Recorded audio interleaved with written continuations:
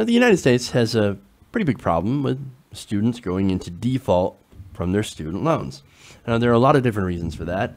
For one, the cost of college have skyrocketed nearly 1,000% since the 1970s, which is incredible and unprecedented.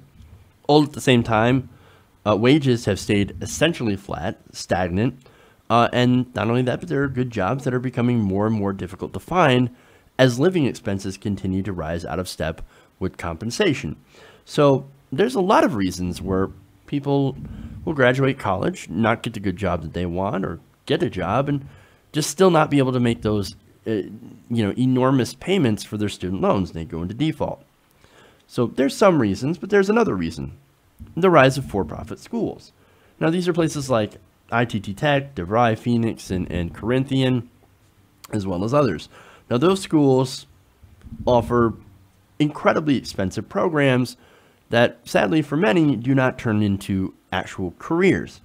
Now, for example, I forget what school actually did this, but they got caught. Okay, first of all, they offered a culinary program, okay? And they basically would puff up in order to get more prospective students to go and spend money in their college, and say, oh, look at our job placement rate for our culinary program.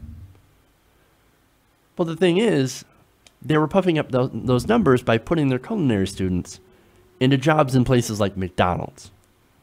And they're saying, oh, what a successful career. Look at this job placement rate, in order to sucker more students in.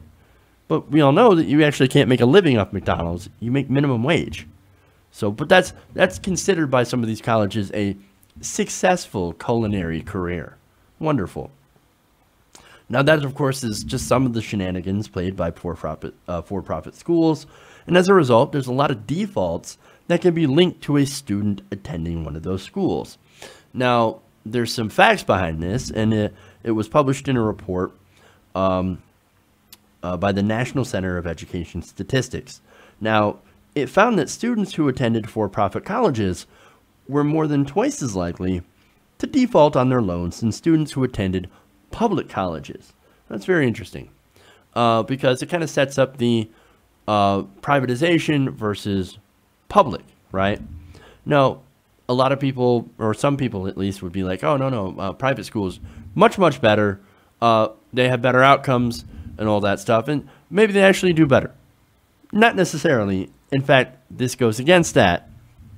But nonetheless, the report, like I said, by the National Center for Education Statistics, looked at students who began their undergraduate education in 2003 and defaulted on at least one loan over the next 12 years. 52% of the students who attended for-profit schools defaulted on their loans. So that's a huge, huge number, compared to 70% who, for those who attended a four-year public institution, and 26% at a community college. So right there, if you're looking at a four-year public college, public university, that has the lowest default rate, followed by, of course, community college, which normally you get your two-year degree, which is sadly not as valued as a four-year degree. So I guess that makes sense as well. But look at that, 52% of all the students who attended for-profit schools defaulted on their loan. That is a disaster. The report also finds that the for-profit students defaulted on their federal student loans in greater numbers than their predecessors 8 years before. Now, here are the numbers on that. Of the students who started college in 2003, 27% had defaulted on at least one loan after 12 years. For those who started their undergraduate education in 95, the default rate was 18%. Now, the rate of full repayment was 20% in the younger group, compared to 24% in the older group. Now, I think there is a good reason for that as well. I mean, look at the amount of enrollment that went up after 2008. There are a lot of people who lost good jobs and decided, hey man, well, I lost my good job at the factory and I need to get an education so I can actually get a better job. So they went back to school for retraining. Some of them went into these for-profit schools, and some of them went there not only to retrain, but also to get away from joblessness. And thanks to that increased enrollment and the fact that they were permitted to get federal student loans, well, that's a reason where a lot more of these schools popped up. Now, of course, default rates were higher for students who never completed their education as well, and that makes a ton of sense. The study said, and this is from Joshua Goodman, a professor of public policy at Harvard, said degree completion is the key component of a student's ability to repay their loan. Simply attending college without completion doesn't really pay off, and that should be fairly obvious.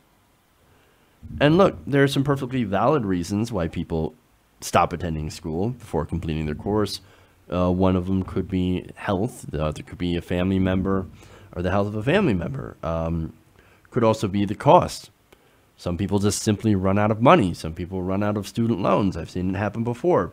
Others might have realized the program at the school wasn't for them. Or maybe they realized that they were being ripped off as well.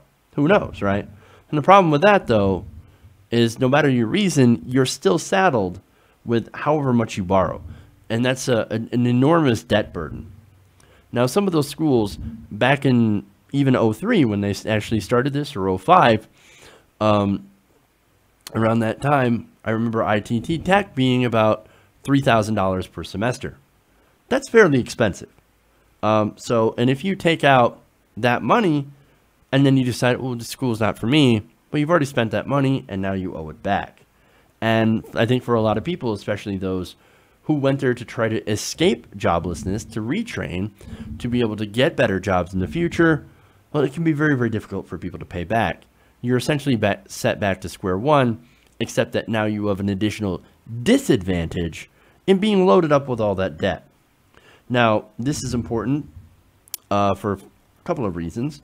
For one, student loan debt has topped over $1 trillion. It's beating out credit card debt as the #1 amount of debt in America. And look, it has a massive impact on the economy. Now, the timing of the report is also really important too. Right now, we have Betsy DeVos out there as our Secretary of Education. I know, sad. Now, why? Because she is very well known as somebody who supports for-profit schools. Now, do you think that this new report is going to have her change her mind? No, absolutely not. In fact, she wants to take the problem and actually make it a little bit worse. In fact, right now, she's actually trying to eliminate rules that have been put in place by the Obama administration to protect students who say that they have been defrauded by for-profit colleges. Now, that's the same rule that helped bring down Corinthian in ITT Tech. Now, Betsy DeVos is like, no, let's get rid of that rule. We're not being fair to the corporations. I think it's fairly obvious who she works for based on that. But like I said, this is a major problem for the country, and we actually have to have real solutions if we're actually going to solve it. And loosening regulations on these for-profit colleges and funneling more money into them is not the solution. It's not it. Hey everybody, thanks for watching this video. If you want to see more like this, please hit the subscribe button below. And if you want to support truly independent progressive media, please consider becoming a patron at patreon.com/TYTNation.